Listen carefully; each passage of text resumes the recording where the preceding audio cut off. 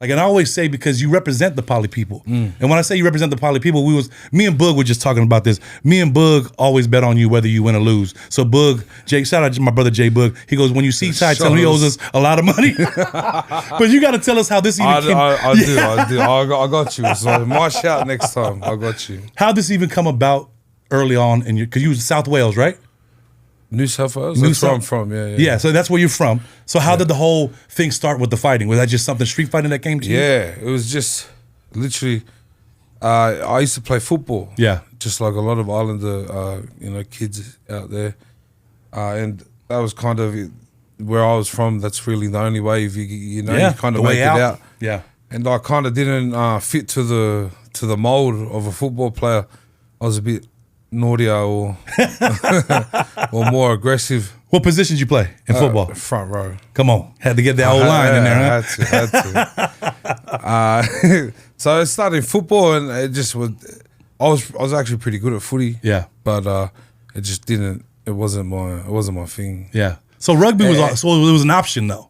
Oh, definitely. Yeah. But fighting, like once I started fighting, it was like, all right, this is gonna either get me in trouble, or it's gonna take me another route.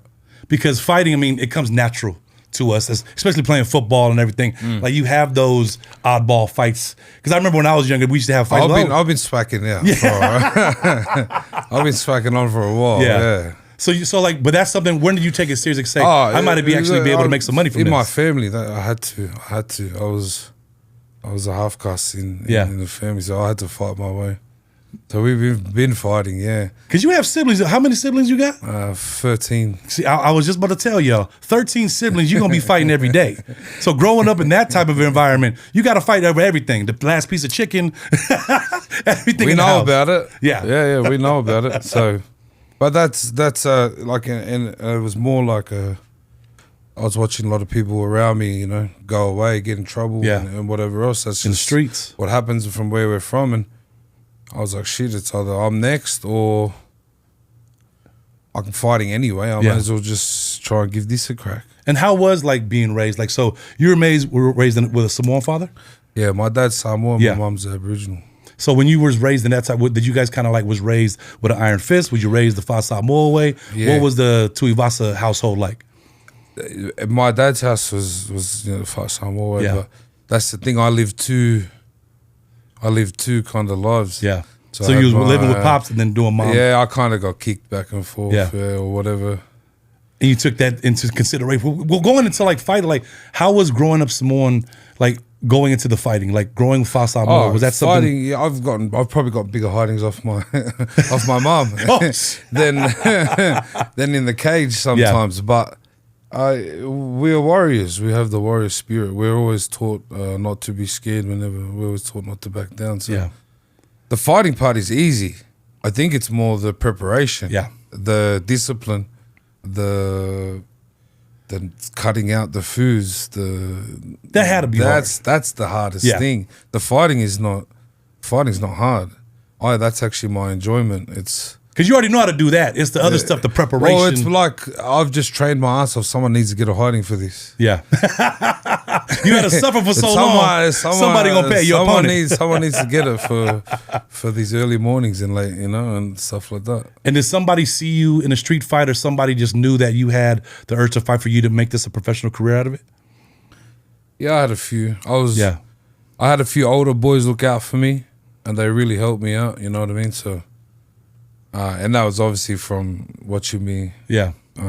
Seeing watching them hands. Yeah. So a few of the older boys, they helped me out, and they helped me fund some things when I needed to. So I owe a lot to them, and I will never forget people like that who helped me out. Man, when you were that age, like who were some of the influential fighters that you were watching? So I was lucky. I was in. Yeah, I saw this, huh? Yeah. good old Coca Love, a little coconut water. Okay. So I was actually started with Tama Tuhuna, which is James Tuhuna's brother. Yes. Man, so you already started off good with that. Because you already knew they had hands too. Yeah, they got some chunkies. Oh, there's a pulp. They got the pulp in there. Yeah. That caught me off guard.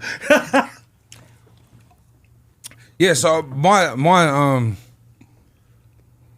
area is known for fighting. So we've always been, so that's the most UFC fighters are actually from my area, and that's so we kind of started. My dad trained Tama and that back in the day, so that's where I kind of went to the first session, and then I was like, "Fuck, I think I could."